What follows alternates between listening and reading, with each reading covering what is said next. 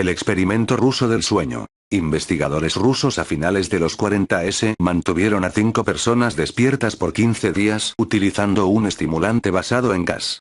Los tuvieron encerrados en un ambiente sellado para monitorear cuidadosamente el uso de oxígeno, de manera que el gas no los matase, debido a las altas concentraciones de gas.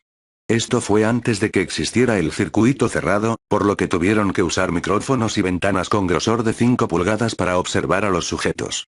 El cuarto estaba lleno de libros, cobijas para dormir, pero ninguna cama, agua corriente, baño y la suficiente cantidad de comida para que los 5 sobrevivieran por un mes. Los sujetos de prueba eran prisioneros políticos y de guerra declarados enemigos del Estado durante la Segunda Guerra Mundial. Todo estuvo bien por los primeros 5 días. Los sujetos rara vez se quejaban después de que, falsamente, se les había prometido su libertad si aceptaban tomar parte de la prueba y no dormir por 30 días.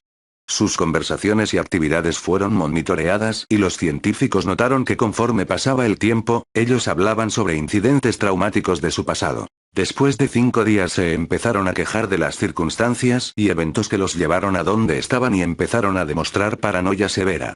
Dejaron de hablar entre ellos, y comenzaron a murmurar de manera alterna en los micrófonos. De manera extraña, todos parecían creer que podían ganar la confianza de sus captores si traicionaban a sus camaradas. En un principio se creyó que esto era un efecto del gas. Después de 9 días, el primero de ellos empezó a gritar. Corría por todo el cuarto gritando repetidamente por 3 horas seguidas. Después, trató de continuar gritando, pero solo podía dar un grito ocasional. Los científicos postularon que físicamente se había destrozado las cuerdas vocales. La parte más sorprendente de este comportamiento fue cómo sus compañeros reaccionaron a esto. O mejor dicho, como no reaccionaron, continuaban murmurando en los micrófonos hasta que el segundo de los prisioneros comenzó a gritar. 2 de los prisioneros que no gritaban, tomaron los libros y llenaron página tras página de sus propias heces, y de manera calmada, los pusieron sobre las ventanas del cuarto. Los gritos cesaron de repente, al igual que los murmullos de los micrófonos. Pasaron otros 3 días. Los investigadores checaban los micrófonos constantemente para asegurarse de que trabajaban, porque creían que era imposible no escuchar sonidos con 5 personas dentro. El consumo de oxígeno indicaba que los 5 debían seguir vivos. De hecho, el consumo de oxígeno era el necesario para 5 personas que hacían ejercicio extenuante. En la mañana del 14º día, los investigadores hicieron algo que no debían hacer para llamar la atención de los prisioneros. Utilizaron el intercom dentro del cuarto, esperando provocar respuestas de los prisioneros, pues temían que estuviesen muertos, o en estado vegetal. Anunciaron: abriremos el cuarto para probar los micrófonos. Aléjense de las puertas y acuéstense con las manos atrás en el piso o se les disparará. Se le otorgará la libertad a uno de ustedes si obedecen. Para su sorpresa, escucharon solo una frase, con voz calmada: no queremos ser liberados. Hubo gran debate entre los investigadores y fuerzas militares que financiaban el proyecto. Sin poder provocar más respuestas utilizando el intercom, finalmente se decidió abrir el cuarto a la medianoche del día número 15. Se limpió el gas del cuarto, y se llenó de aire fresco. Inmediatamente, voces de los micrófonos empezaron a objetar. 3 voces diferentes rogaban por la vida de sus seres queridos, que encendieran el gas nuevamente. Se abrió el cuarto para sacar a los prisioneros. Gritaron más fuerte que nunca, al igual que los soldados, cuando vieron lo que había dentro. 4 de los sujetos seguían vivos. Las raciones de los pasados 5 días no habían sido tocadas. Habían pedazos de carne de las costillas y pantorrillas del sujeto muerto colocados dentro del drenaje del centro del cuarto, bloqueándolo, permitiendo que 4 pulgadas de agua se acumulara en el piso. Los 4 sobrevivientes también tenían pedazos de piel y carne arrancada de sus cuerpos. La destrucción de tejidos y la exposición de huesos en la punta de sus dedos indicaba que las heridas fueron infligidas por las manos, y no con los dientes, como era de suponerse. Al examinarlos, se descubrió que la mayoría de las heridas fueron autoinfligidas en su mayoría. La piel y los órganos detrás de las costillas fueron removidos, mientras que el corazón, los pulmones y el diafragma seguían en su lugar. El tracto digestivo de los 4 sujetos podía verse trabajar, digiriendo comida. Rápidamente se hizo aparente estaban digiriendo su propia carne, y que ellos la arrancaron y se la comieron en el transcurso de los días. La mayoría de los soldados eran fuerzas especiales rusas en las instalaciones, pero aún así, muchos se negaron a regresar al cuarto para sacar a los prisioneros. Estos sin embargo, insistían a gritos que los dejaran dentro y de manera alterna rogaron y demandaron que se encendiera el gas nuevamente, para evitar quedarse dormidos. Para sorpresa de todos, los sujetos pusieron una resistencia feroz durante la extracción.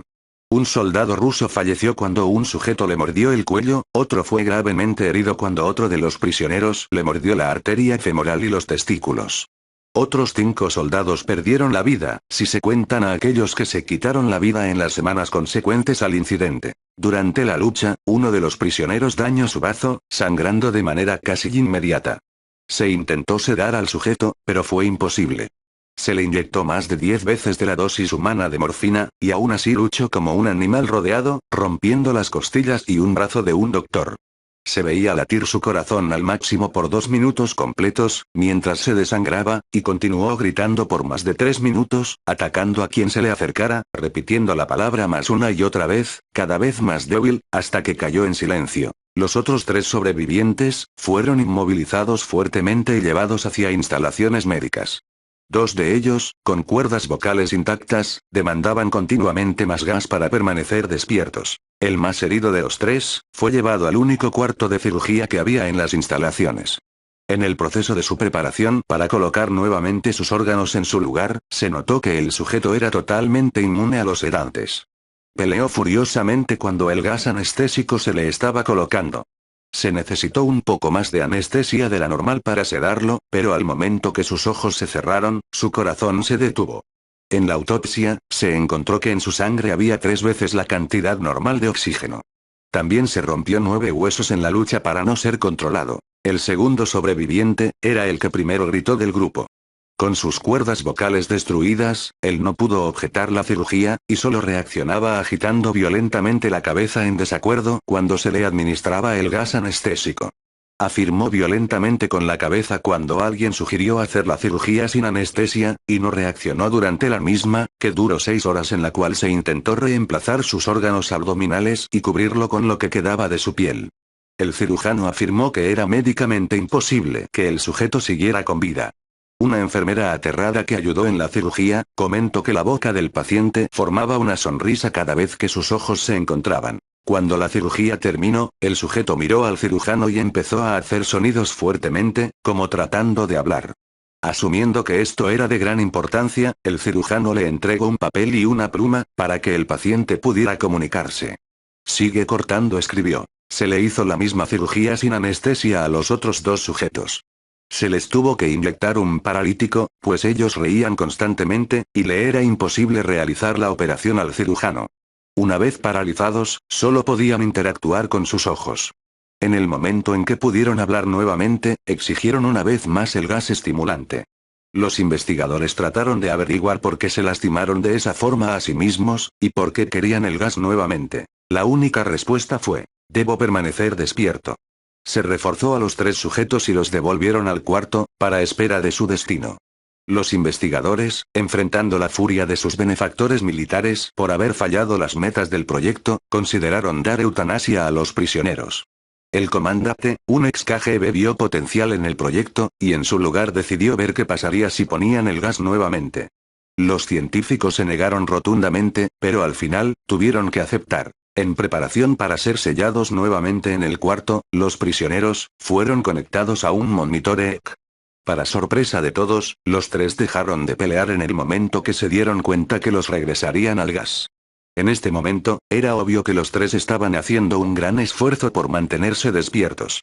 Uno de los prisioneros estaba murmurando una canción. El sujeto mudo peleaba con sus ataduras de piel, como si tratara de enfocarse en algo. El último sujeto mantenía su cabeza en la almohada, y parpadeaba rápidamente.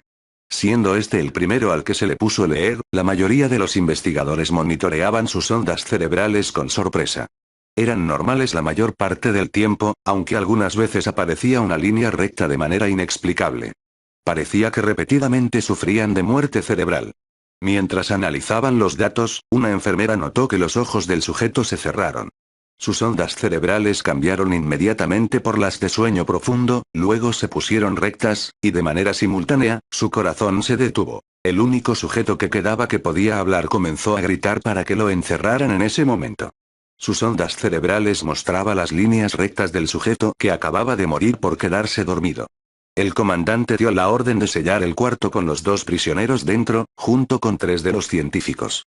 Uno de los 3, inmediatamente tomó un arma y abrió fuego contra el comandante, matándolo de un tiro entre los ojos.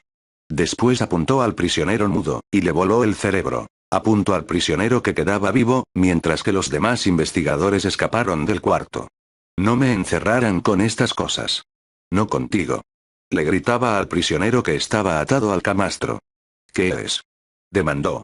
Necesito saber exclamación de cierre. El prisionero sonrió. ¿Tan fácilmente te has olvidado de mí? El prisionero preguntó. Somos ustedes.